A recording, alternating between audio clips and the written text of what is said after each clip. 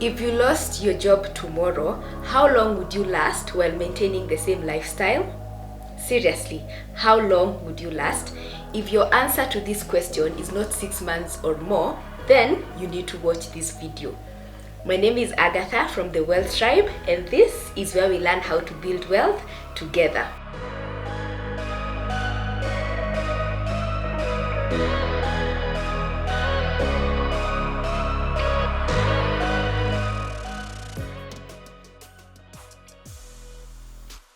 In the book A Simple Path to Wealth, J.L. Collins describes having an emergency fund as FU money.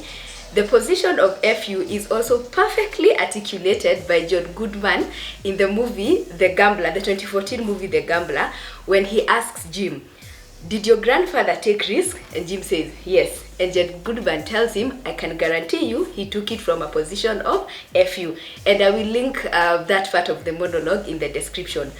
Why is an emergency fund usually described using such strong words? Because you're only as brave as your financial position allows you to be. Having an emergency fund is the kind of money, an emergency fund is the kind of money that allows you to walk away from jobs that you don't like. Having a 6 months emergency fund is the kind of money that allows you to walk away from relationships, to walk away from abusive relationships. Having 6 months of emergency fund means being in a position where you can take 6 months off work to look for a better job that matches the kind of lifestyle that you need.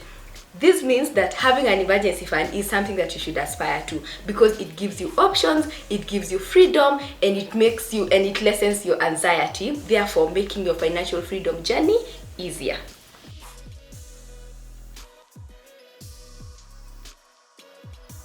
Why do you need an emergency fund? 1. When shit hits the fan, as it often will, you'll have a backup plan. You need to stop being the kind of person whom, when hit by an emergency, you call your friends or family, "Hey, please do me a favor." You need to stop. Save a 6 months emergency fund so that when you're hit by any of these emergencies, then you can solve your problems fast and move on to the next financial freedom journey. Number 2, when you have an emergency fund, it clears your mind to dream bigger and see bigger possibilities. Think about it. Building a 6 months emergency fund is hard. So when you finally do it, it will give you an opportunity to dream bigger, an opportunity to tell your mind that, to tell your subconscious mind that, yes, if I could build an emergency fund, then I can be disciplined enough to buy a house, I can be disciplined enough to buy a car, I can be disciplined enough to save for retirement, and you can be disciplined enough to attain financial freedom. Number 3, having an emergency fund gives you options. Having money is all about options. Why? When you have money, then you can choose where you get your entertainment from, the quality of life that you're living, where you get your medical, where you go to hospital, the quality of food that you eat. As opposed to when you're broke or when you don't have an emergency fund, then you take whatever is handed to you, and you do not want to be, you want to get yourself in a position where you get to choose and you get to direct your life. And number 4, it gives you the ability to be creative. It has happened to me a lot way before I started my financial freedom journey.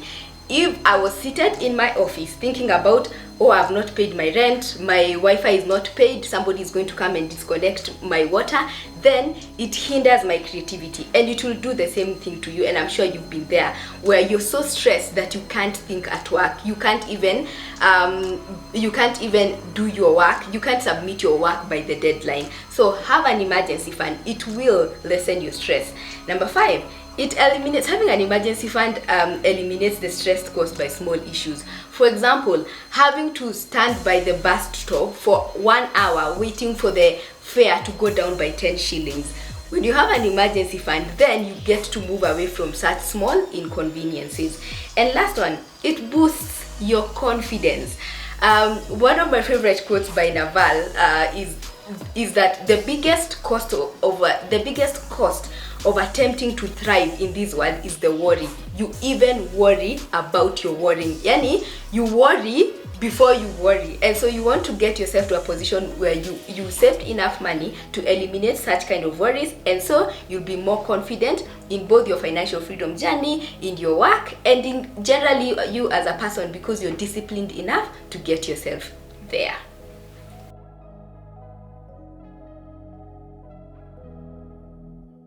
How do you build an emergency fund? Listen, as Chelsea from the Financial Diet says, if you don't have an emergency fund, it is an emergency that you build one now. So how do you actually build one? Number one, include it as part of your budget. The same way you have an X amount of money that goes towards your rent, same way you have an X amount of money that goes towards food, groceries, and other basic necessities, it's the same way that you should have an X amount of money that goes towards your emergency fund. And I understand that budgeting is hard. It's hard for most people. It was hard for me too when I started, because what happens is that when we want to start budgeting, we go online and read a very inspiring blog post about budgeting, or go to YouTube and watch a very inspiring blog post about budgeting, and then we become very fired up and we want to do an overhaul of our financial life. Then after a week later, the motivation leaves us and we are no longer budgeting. Why? Because most budgeting advice is generalized. Most of it is based on generally accepted numbers. For example, the 50-30 budget rule. And if that is what you use, it's okay. It's a good place to start. But it is better if you had a customized budget. And so what happens is, at the end of the week, after reading all those very motivational blog posts, you end up asking yourself at the end of the week, so how do I actually start budgeting? And we have a solution for you, the WealthTribe Budget Tracker. The WealthTribe Budget Tracker allows you to do 4 things. 1, review your previous month's expenses, because it's very important to keep yourself accountable for how you spent your money last month, so that you can set mini goals for the next month. And then the same budget tracker allows you to set a budget for the new month.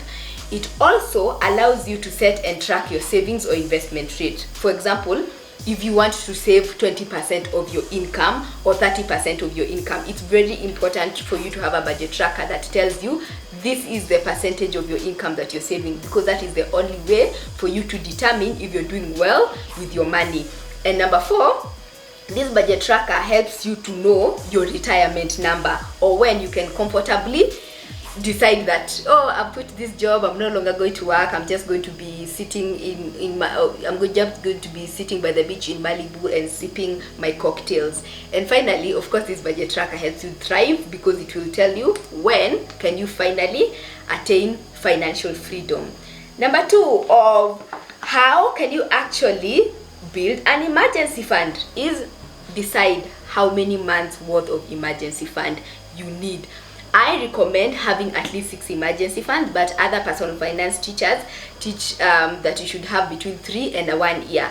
It depends with your financial situations. If you do not have job stability, if you have kids, for example, if you have people, your parents or such depending on you, then you probably need a higher emergency fund, because it means there are higher stakes for you if you do not have this kind of money. So decide how many months worth of emergency fund you need and go out and start saving.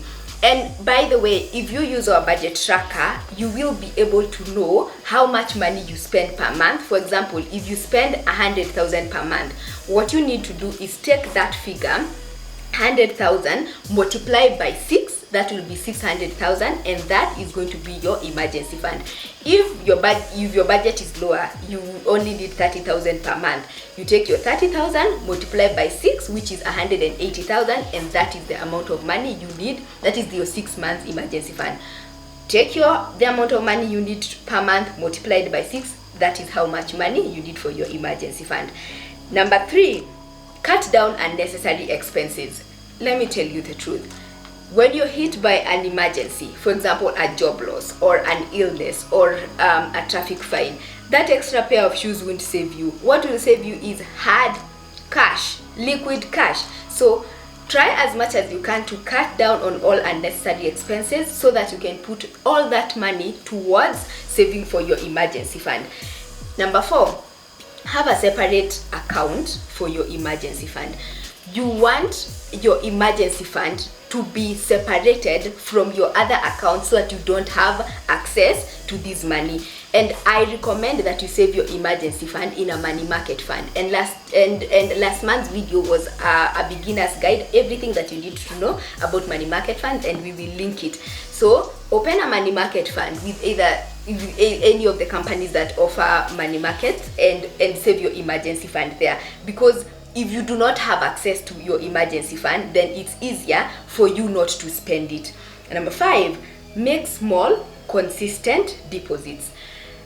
This is better as opposed to dreaming that one day you're going to win the jackpot, or one day you're going to get a bonus at work, or one day you're going to come across random money, a random lump sum that you're going to take and deposit it into your emergency fund.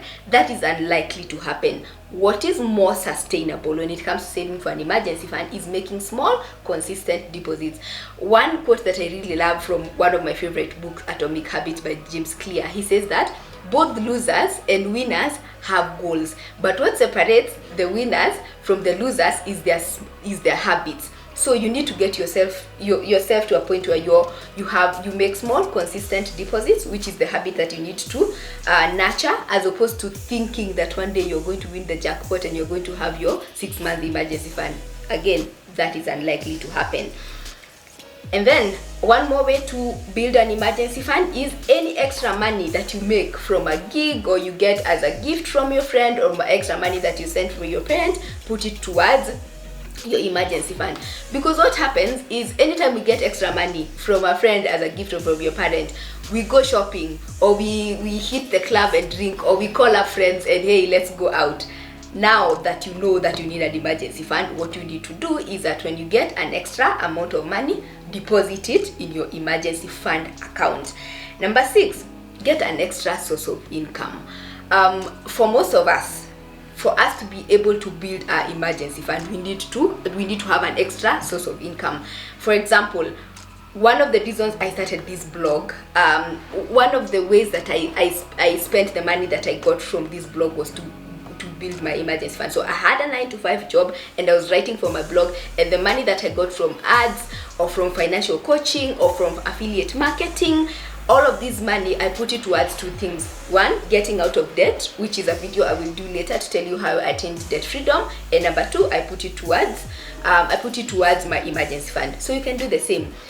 Get an extra source of income. Another example is, a few years ago, I went online and got a writing gig where they would pay me $100 per article, and all that money I used to put it towards an emergency fund. So do the same. What extra skill do you have? Well, how many extra hours do you have in your time? Use that time to get a gig, to get a side hustle, and all that money that you get from that, put it in your emergency fund. And lastly, have what we call a don't you dare list. Now, this is a hack, a life hack that I learned from Chelsea from the Financial Diet, and I'll link the video. Some of us don't have an emergency fund because we're addicted to buying crap that we do not need. So what you can do is get a notebook, get an Excel sheet, get a Word document, write the things that you're addicted to. When you walk into a mall, what are you likely to buy? When you are walking in the streets of Nairobi, for example, what are you likely to buy? Those are your addictions. So write a list of all your addictions and call that list, this is my don't dare list, and tell yourself, I am not going to buy any of these things until I have built for myself a safety net of 6 months emergency fund. Because trust me, your emergency fund is your savior. If you do not have this money, then you're living on the edge, and you want to get yourself to a point where you're not living on the edge. Having a fallback plan reduces your stress, relieves your anxiety, and gives you the freedom to choose. Taking control of your money is all about working towards a situation where you have more options. For example, when you have a 6 months emergency fund, you'll be less afraid of your boss.